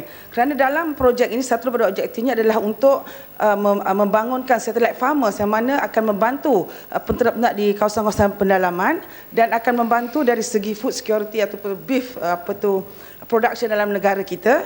Dan apakah statusnya dan apakah revival plan? Kerana kita lihat seolah-olah kementerian tidak acuh tak acuh untuk membangunkan balik projek yang sepatutnya membantu rakyat dan meningkatkan ekonomi mereka. Terima kasih. Yang Mohd Datuk Speaker, siapa kata kerajaan acuh tak acuh? Tu yang berhormat anggap acuh tak acuh. Saya lebih acuh daripada orang lain lagi. Kita sangat acuh. Maksudnya kita tidak abaikan perkara ini. Ya, kita sedang membincangkan, mencari jalan bagaimana nak memulihkan projek yang telah pun menjadi masalah ini. Iaitu di antaranya saya nak bagi tahu yang berhormat Ampang, iaitu feedlot, satellite feedlot yang ada di seluruh negara, di kawasan-kawasan luar bandar sebagaimana yang berhormat sebutkan tadi. InsyaAllah kita nak cari pengusaha-pengusaha baru. Kita tidak bergantung kepada 1-2 orang pengusaha saja. Kita nak cari kalau ada pengusaha-pengusaha yang berminat, kita akan beri peluang kepada mereka untuk menggunakan feedlot ini. Kita ada. Kalau yang berhormat ada kenal pasti siapa-siapa yang berminat, kita boleh timbang. Kita boleh bincang. Ya, mereka boleh menjadi peserta. Kita nak hidupkan semua feedlot, satellite feedlot di seluruh negara, ada berjumlah saya ingat 50 ke apa begitu. Saya sendiri sangat mengambil berat tentang perkara ini. Jadi jangan bimbang. InsyaAllah bagi masa kita akan hidupkan semula, ya. Terima kasih. Sejemput yang berhormat Tuan Wong Tien Fat alias Wong Nyok Fo. Ya, Datuk Speaker, soalan saya soalan 10. Ya, silakan Pak Menteri. Terima kasih atas soalan yang berhormat dan untuk makluman ahli yang berhormat. Soalan ini penting, iaitu mengenai hutang kerajaan dan hutang negara. Hutang negara adalah hutang yang ditanggung oleh negara berikutan pinjaman yang diperoleh oleh kerajaan dan swasta daripada punca luar negeri sahaja. Hutang negara merangkumi hutang luar negeri kerajaan persekutuan, hutang luar negeri perusahaan awam bukan kerajaan PABK dan hutang luar negeri sektor swasta. Pada akhir Jun 2013, jumlah hutang negara adalah sebanyak 284.7 bilion atau 28.8% daripada keluaran dalam negeri kasar KDNK. Jika hutang negara yang dimaksudkan oleh Yang Berhormat adalah hutang kerajaan persekutuan, maka ianya melibatkan hutang yang ditanggung oleh kerajaan persekutuan daripada sumber dalam dan luar negeri. Sehingga 30 September 2013, jumlah hutang kerajaan persekutuan adalah sebanyak 529.2 bilion ringgit atau 53.6% daripada KDNK. Daripada jumlah tersebut sebanyak 512.3 bilion atau 96.8% merupakan hutang dalam negeri, manakala bakinya 16.9 bilion atau hanya 3.2% merupakan hutang luar negeri. Jumlah hutang luar negeri yang rendah adalah selaras dengan dasar kerajaan untuk mengutamakan pinjaman dalam negeri yang mempunyai kecairan yang tinggi, kos pinjaman yang lebih rendah serta dapat mengurangkan risiko pertukaran wang asing. Kerajaan persekutuan dari semasa ke semasa memberi jaminan kepada badan berkanun dan syarikat kerajaan untuk meminjam bagi membiayai projek-projek pembangunan untuk kepentingan rakyat. Jaminan ini diberikan di bawah Akta Jaminan Pinjaman Pertubuhan Perbadanan 1965. Sehingga 30 Jun 2013, bagi pinjaman yang dijamin oleh kerajaan ataupun dalam bahasa Inggerisnya contingent liability ataupun tanggungan luar jangka ataupun tanggungan tidak langsung adalah sebanyak 147.3 bilion ringgit, terdiri daripada pinjaman domestik 141.8 bilion 96.3% dan pinjaman luar 5.52 bilion atau 3.7% yang melibatkan 3 badan berkanun dan 27 syarikat berkaitan kerajaan. Prestasi bayaran balik pinjaman adalah baik dan mengikut jadual ditetapkan tanpa sebarang tunggakan. Untuk makluman ahli yang berhormat, hutang kerajaan tidak boleh dicampurkan dengan jumlah contingent liability ini kerana jaminan kerajaan bukan merupakan satu bentuk hutang. Ia adalah merupakan tanggungan tidak langsung kepada kerajaan. Kerajaan hanya perlu menanggung hutang tersebut sekiranya peminjam gagal untuk membayar balik. Fakta ini dijelaskan dalam dokumen yang diterbitkan oleh Tabung Kewangan Antarabangsa IMF atau dengan izin Public Sector Debt Statistics Guide for Compilers and Users International Monetary Fund. Manakala dari segi piawaian perakaunan, tanggungan tidak langsung atau contingent liability ini tidak boleh diikat dengan hutang memandangkan ketidaktentuan mengenai tanggungan tersebut sama ada akan menjadi kenyataan atau tidak. Jika tanggungan luar jangka diambil kira dalam pengiraan hutang kerajaan, maka ia akan memberi tanggapan yang salah daripada sudut perakaunan antarabangsa. Kita juga seolah-olah memandang rendah keupayaan syarikat-syarikat dan badan berkanun tersebut untuk membayar balik hutang mereka. Terima kasih. Yang Muhammad Sandakan. Ya, Datuk Speaker, terima kasih juga kepada jawapan dari tim para menteri. Jadi di sini soalan saya simpel saja. Apakah strategi kerajaan untuk mengurangkan hutang negara?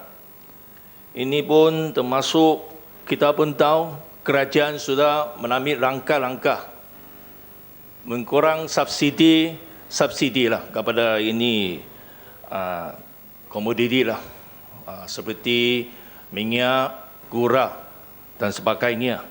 Jadi garu strategi ini berapa jumlah kerajaan boleh mengurangkan hutang negara ini pada tahun hadapan. Ini satu yang kita harap tahu lah. Sebab ini mengurangkan subsidi sudah membeban sebanyak rakyat kita sudah. Sekian, terima kasih. Ya, Yang Menteri. Ada beberapa kaedah cara untuk kita mengurangkan hutang, Tuan Yang Pertua. Yang pertama ialah sebagaimana disebut tadi, penstrukturan subsidi. Yang kedua ialah menangani defisit kita yang kita ingin kurangkan kepada 3.5% pada tahun hadapan.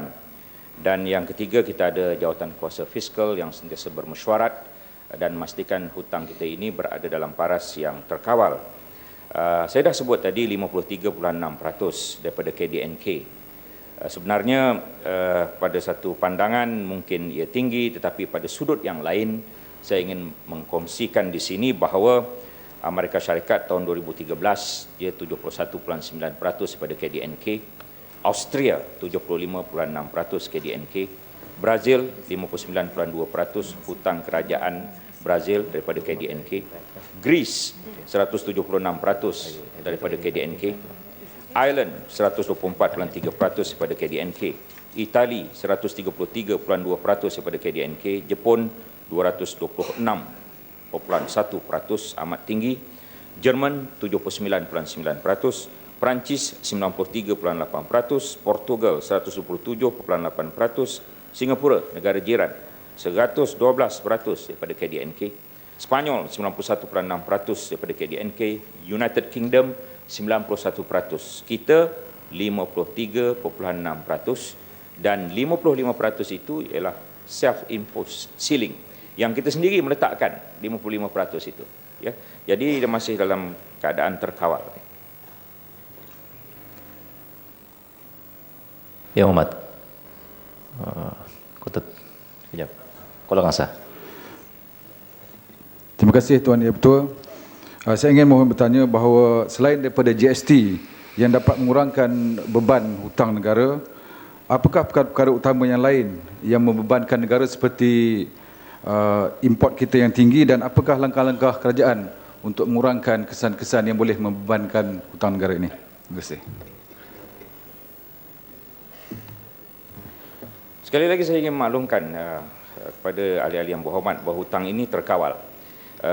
Satu lagi contoh yang membuktikan bahawa hutang ini terkawal kerana hutang luar negeri kita cuma 3.2%. Jadi dengan perkataan kebanyakan daripada hutang kita adalah daripada hutang dalam negara melalui terbitan bond kerajaan, melalui MGS dengan izin Malaysian Government Securities, ya, yang kemudian MGS itu dibeli oleh satu konsortium 12 bank, satu konsortium lagi 16 bank Islam, ya, dan kemudian kepada EPF, Kumpulan Wang Amanah Persaraan, KWAP, Maybank, CIMB, itu di antaranya yang membeli terbitan bond kerajaan. Itu kaedah kita berhutang dalam negeri. Memang benar tadi telah dinyatakan bahawa apakah bebanan yang berat yang ditanggung oleh kerajaan, saya kira subsidilah yang paling berat. Subsidi berjumlah 44 bilion ini. Jika subsidi ini tiada, maka saya ingin maklumkan di sini, defisit itu boleh diselesaikan dalam masa setahun. Tuan Yang Dipertua. Jika kita tak bagi subsidi, defisit boleh selesai dalam masa setahun. Tak perlu tunggu tahun 2020, itu bebanan yang terbesar. Tetapi oleh kerana kita ingin mensejahterakan rakyat dengan segala bantuan-bantuan yang kita telah berikan, untuk menarik balik itu amat sukar. Ya. Jadi saya kira itu tanggungan yang terbesar. Ya. Kalau kita melihat belanja mengurus, yang terbesar juga sebahagiannya ialah subsidi. 15% daripada bajet kerajaan tahunan itu adalah subsidi. Rasionalisasi subsidi ini perlu disokong, tetapi pada ketika yang sama kita tidak akan membebankan rakyat. Apabila kita tarik sesuatu, kita akan berikan sesuatu tambahan pada kumpulan yang memerlukan. Terima kasih. Jemput Muhammad Datuk Haji Muhammad Zaim bin Abdul Hassan. Terima kasih Tuan Yang Dipertua. Soalan saya soalan nombor 11. Terima kasih. Ya, sila Imam Menteri.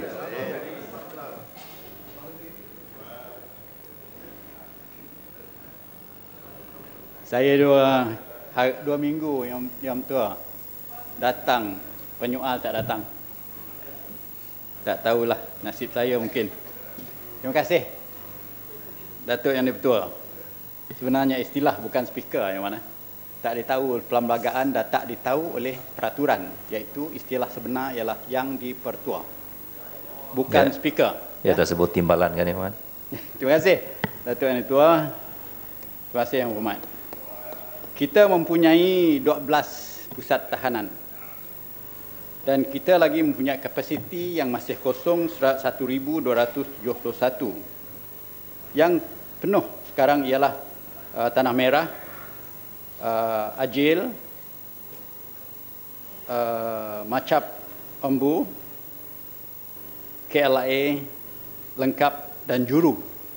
Jadi yang lain itu masih ada kekosongan. Walau bagaimanapun, usaha untuk mengatasi kesesakan di depo-depo tahanan, Kementerian melalui Jabatan Immigration Malaysia telah bekerjasama dengan pihak kedutaan supaya mempercepatkan keluaran dokumen perjalanan tahanan untuk tujuan mengusir mereka keluar daripada negara ini. Selain itu, Kementerian juga telah memohon bantuan daripada pihak kedutaan untuk menghubungi keluarga atau saudara mara tahanan bagi tujuan mendapatkan pembiayaan kewangan bagi membeli tiket pulang ke negara asal. Pihak kementerian pada masa ini juga sedang berusaha untuk membaik pulih depo sedia ada bagi menjamin keselamatan para tahanan supaya penumpangan tahanan boleh dipertingkatkan. Terima kasih Datuk Yang Dipertua. Ya, Muhammad Farid. Terima kasih Yang Dipertua, terima kasih Menteri. Saya mohon penjelasan Menteri. Berapakah bilangan parti yang masih berada dalam tahanan sekarang dan berapakah kos pelajaran yang pasti tanggung oleh kerajaan bagi menanggung mereka. Dan juga kita ingin tahu berapa lamakah seorang parti itu ditahan sebelum dihantar ke negara masing-masing. Terima kasih. Terima kasih Yang Berhormat. Belanja ini mengikut kadar tempat Yang Berhormat. Kalau di Semenanjung dia murah sedikit, kalau di Sarawak Sabah dia mahal sikit ya. Perbelanjaan kos makanan setiap seorang parti di Semenanjung ialah RM8 dan di Sabah Sarawak RM12 Yang Berhormat. Kos sebenar kepada kerajaan belum dapat dikenal pasti kena melibat soalan pengurusan, tempat diam, penyewaan dan sebagainya. Dan kita juga menghadkan masa tahanan itu kepada 3 bulan. Itu pun berlandaskan apa yang saya telah sebutkan tadi, kecepatan pihak kedutaan membantu kita mendapatkan dokumen-dokumen tertentu kerana kita tidak mengetahui di mana letaknya. Kita nak hantar orang ini kalau tak ada dokumen. Kita kena hantar kepada negara asal mereka dan negara asal itu mesti mempunyai dokumen. Yang kedua pula ialah kos pengantaran. kita perlu meminta dahulu kepada pihak kedutaan ini supaya keluarga mereka membiayai. Jangan kos itu dilambak kepada kerajaan Malaysia sahaja untuk mengantar mereka. Kerana sistem kita ada sekarang ini ialah pertama kita memohon kepada keluarga supaya keluarga itu membayar kos mereka kembali ke negara asal. Yang kedua, kita minta kepada kedutaan negara yang berkenaan. Yang ketiga, baru in the last resort dengan izin untuk kita membiayai kos ini, Yang Berhormat. Terima kasih. Ya, seterusnya. Usul untuk menangguhkan mesyuarat di bawah Peraturan Mesyuarat 18/1 oleh Yang Berhormat bagi kawasan Kuantan. Ya, sila Yang Berhormat. Terima kasih Datuk Yang Di-Pertua. Usul menangguhkan mesyuarat di bawah Peraturan Mesyuarat 18/1 dan 2. Dengan segala hormatnya, saya merujuk kepada Peraturan Mesyuarat 18/1 dan 2 dan mengusulkan supaya mesyuarat ini ditangguhkan untuk merundingkan perkara yang tertentu seperti di bawah yang berkepentingan ramai dan perlu disegerakan.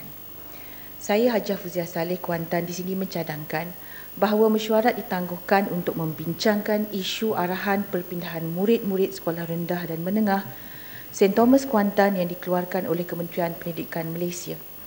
Arahan ialah untuk pindah dari sekolah yang sedia ada dan diarahkan juga untuk menumpang di sekolah lain, sedangkan mereka tidak perlu sama sekali berbuat demikian, memandangkan tuan punya sekolah ataupun tuan punya tanah membenarkan mereka terus berada di situ sehingga 31 Disember 2015. Tuan Yang Di-Pertua, saya membentang usul ini di atas suatu perkara yang tertentu, iaitu berkaitan murid sekolah rendah dan menengah St. Thomas berjumlah kesemuanya 1,190 pelajar yang telah menerima arahan menumpang di sekolah lain bermula sesi awal tahun 2014. Sekolah rendah St. Thomas diarah menumpang di Sekolah Rendah Kebangsaan Tuntum. Manakala sekolah menengah St. Thomas diarah menumpang di Sekolah Menengah Sultan Abu Bakar.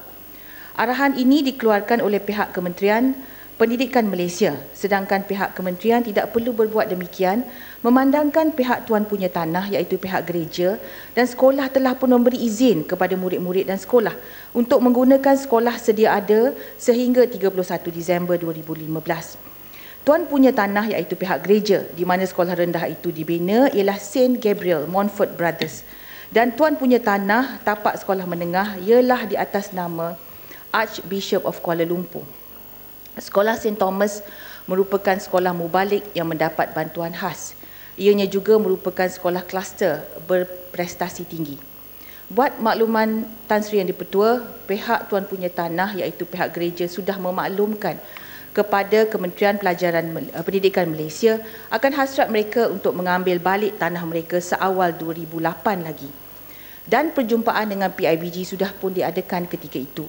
Akan tetapi tiada usaha KPM untuk mencari tapak alternatif untuk dibina sekolah bagi menggantikan sekolah sedia ada.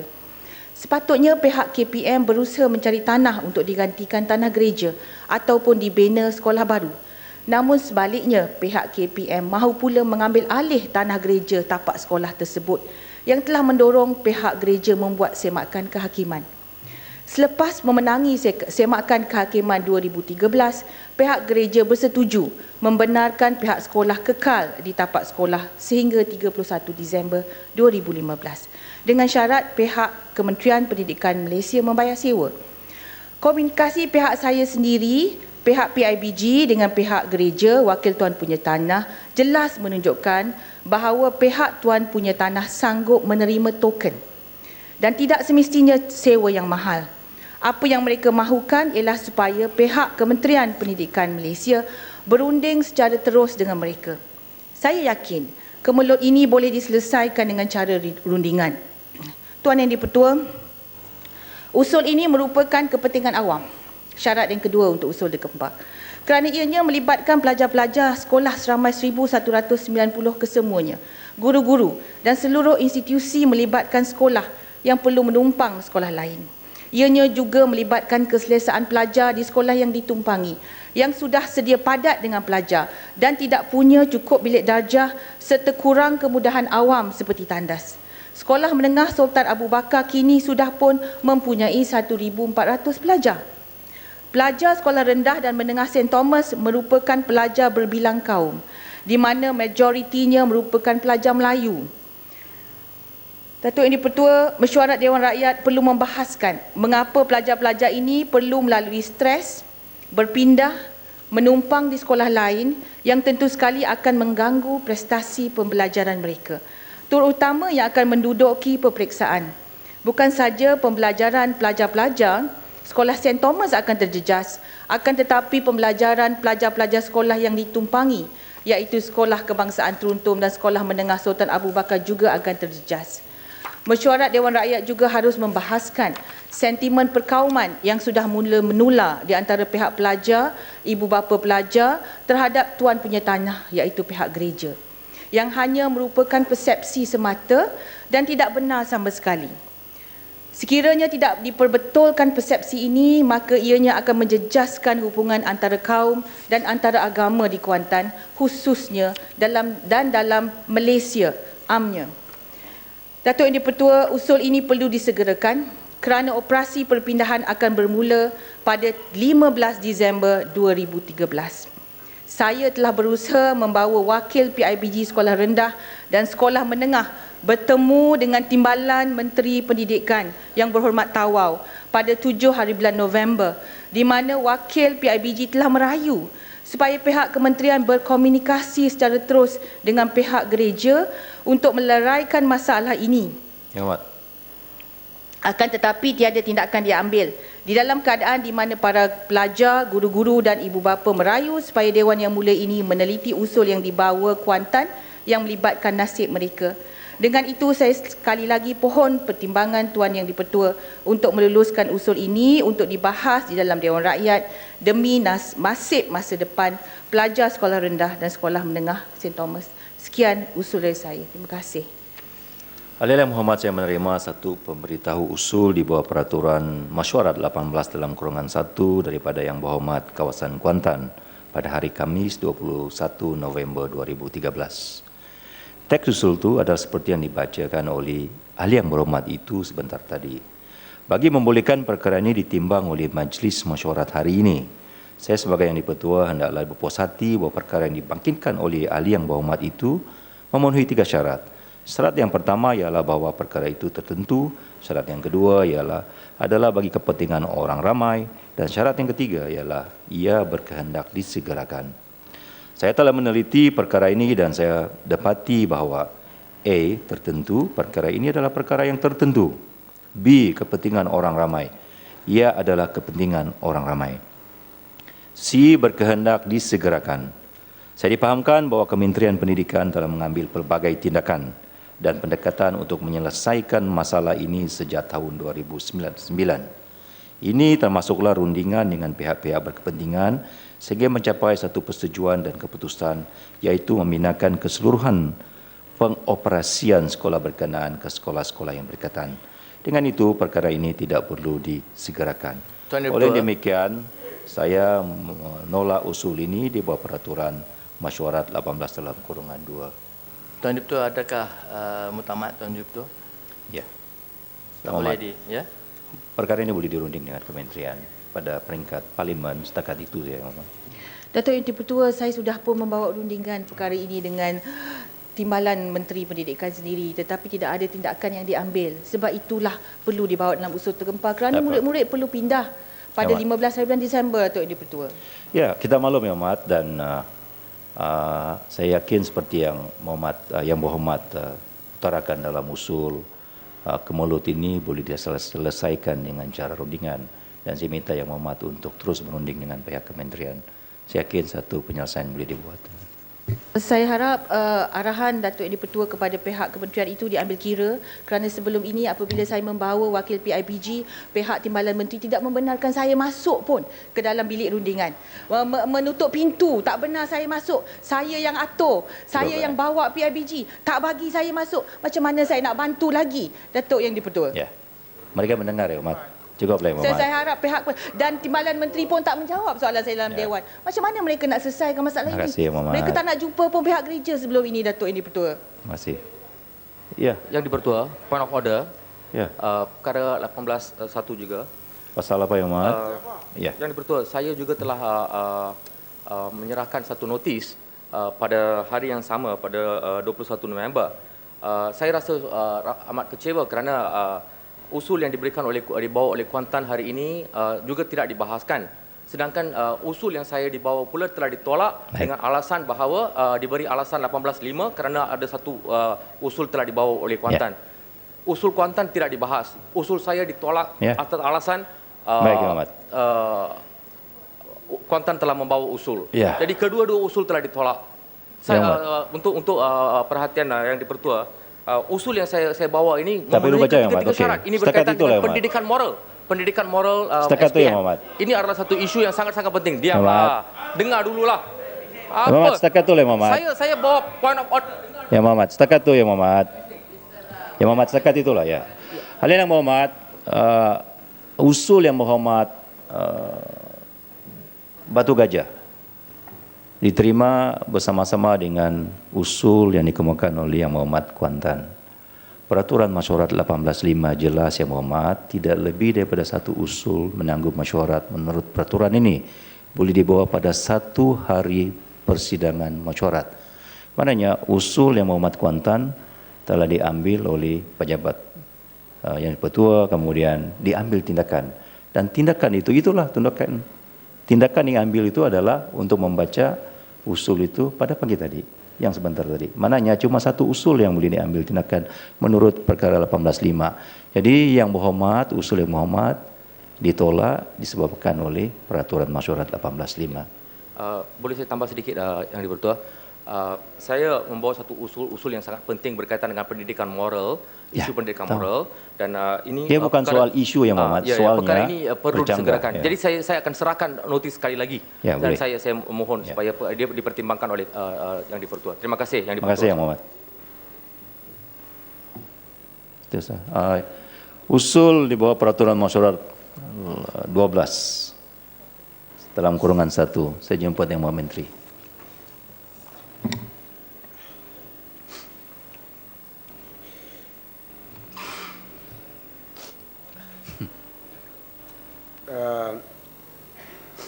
Datuk Timbalan Yang Dipertua, mengikut peraturan Mesyuarat 12/1, saya mohon mencadangkan bahawa mesyuarat pada hari ini tidak akan ditangguhkan sehingga pukul 10.30 malam, dan sebab itu majlis mesyuarat akan ditangguhkan sehingga jam 10 pagi hari Selasa 26 November 2013. Datuk Yang Dipertua, saya mohon menyokong. Halilinang Muhammad, sekarang saya kemukakan masalah kepada majlis untuk diputuskan. Masalah ialah usul seperti yang dikemukakan tadi hendaklah disetujukan. Halilinang yang bersetuju kata bersetuju. Yang tidak bersetuju kata tidak. Lebih suara yang bersetuju. Usul disetujukan. Aturan urusan mesyuarat dan usul-usul menyambung semula pertimbangan Rang Undang-Undang Perbekalan 2014 dan usul anggaran perbelanjaan pembangunan 2014 dalam jawatan kuasa sebuah buah majlis. Majlis dalam jawatan kuasa.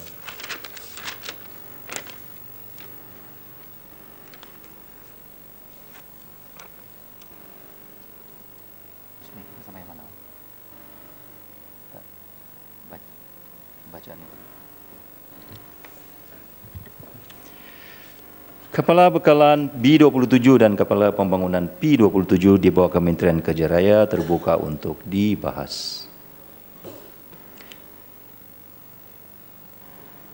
Yang Amat Kina Batangan. Yang Amat cuma ingatkan bahawa perbahasan peringkat jawatan kuasa hanya had masa 10 minit. 10 minit tidak banyak Tuan Pengurusi. Iaitu saya ingin membahas apa ini butiran 0100010100 pengurusan jalan Lebuh Raya. Saya Datuk Menteri, saya cuma ingin memperingatkan kementerian iaitu berhubung dengan apa ini Lebuh Raya, Kota Kinabalu ke Sendakan, Tawau, Ladatu. Jalan raya ini sebetulnya pada satu ketika memang elok. Tetapi hari ini kebetulan hujan tidak berhenti, maka jalan raya ini sebetulnya berlubang-lubang. Dan ini yang orang pengguna jalan raya muat turun di laman sosial, Facebook dan sebagainya, yaitu menghentam pula kepada wakil-wakil rakyat. Sedangkan saya kata jalan raya ini bukan tugas wakil rakyat. Cuma wakil rakyat ini cuma badan perantara untuk membawa isu ini ke pengetahuan pihak-pihak yang berwajib, termasuk Jabatan Kerja Raya dan sebagainya. Yaitu apakah perancangan kementerian untuk memperbetulkan jalan raya ini. Dan saya dimaklumkan bahawa jalan raya ini masuk dalam rangkaian PAN Borneo. Tetapi yang masalah kita hadapi, PAN Borneo ini mengambil masa yang jangka panjang yang lama. Jadi bilakah jalan raya ini boleh diperbaiki dahulu sebelum projek peruntukan PAN Borneo ini masuk? Sila Bapak. Terima kasih Pengerusi Tan Sri yang di-Petua. Terima kasih Yang Berhormat Kina Pandangan bagi peluang saya ambil dalam minta penjelasan ataupun pandangan daripada Yang Berhormat Kina Pandangan. Dan tadi saya mendarik dari Yang Berhormat Kina Pandangan mengenai kira penyegaraan jalan raya di Sabah. Tetapi Yang Berhormat Kina Pandangan harus sedarkan, Sarawak pun masalah yang sama. Terutama sekali di ujung tahun kita ada begitu banyak hujan rapat di kawasan masing-masing. Jalan raya memang berlubang-lubang sini sana. Masalahnya sampai hari ini banyak kali kita bersoal menyentuh mengenai quality, the standard specification. Saya nampaknya macam contoh di Bintulu, ada konseksi itu tidak ikut specification apa dia ada. Machinery untuk penyegaraan jalan raya pun tiada. Spek-spek pun tidak ikut. Dia compact bukan pakai mesin, dia compact pakai cangkul. Tadilah macam mana ini kita boleh dapat terjamin? Satu, dua. Masalah ujung tahun ini, Yang Berhormat Menteri, selalu ada jalan berlubang-lubang sini sana. Kanjil kalau masuk lubang kita kena marah, menteri mungkin tidak tengah. Tetapi masalah kita minta peruntukan untuk penyegaraan. Selalu Jabatan Kerja Raya kata peruntukan sudah habis, tidak boleh buat apa-apa. So rakyatlah selalu marah sama kita. So saya minta Yang Berhormat kita Pandangan, kalau cara macam ni, macam mana kita nak selesai ini isu ini? Kena bertangan boleh, kena bertangan. Sila Baran. Ya. Terima kasih Datuk Tan Sri Pengerusi, terima kasih Kina Batangan.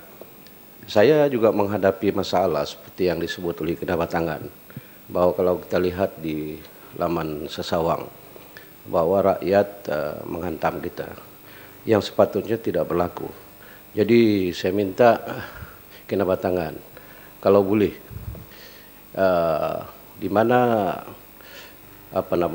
pihak-pihak yang berwajib tentang jalan raya ini, seperti mungkin pejabat JKR di daerah ataupun PKLW ataupun majlis-majlis pepandaran ataupun pejabat-pejabat daerah, supaya rakyat memahami tugas wakil rakyat. Kalau tidak, dia akan berterusan bahwa wakil-wakil rakyat akan menjadi sasaran. Jadi apa pandangan Yang Berhormat Kina Batangan? Makasih Muhammad Bintulu dan Libaran.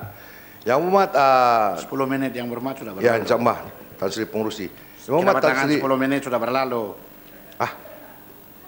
Kan dikasih 10 menit tadi. Baru 3 menit. Jadi ini cuma sebagai ingatan. Kalau 10 menit itu janganlah kasih laluan. Kawan-kawan masalah Tan Sri di kawasan Durang. Kadang-kadang ada kawan kalau musim begini terdesak jangan ingat kawan. Terima kasih Tan Sri. Sila, Yang Berhormat Menteri. Jadi itulah sebetulnya masalah yang kita hadapi di Sarawak, di Bintulu. sama, masalah isu dia isu sama, yaitu jalan raya, bukan jalan, lebuh raya ini memang tidak elok dilalui.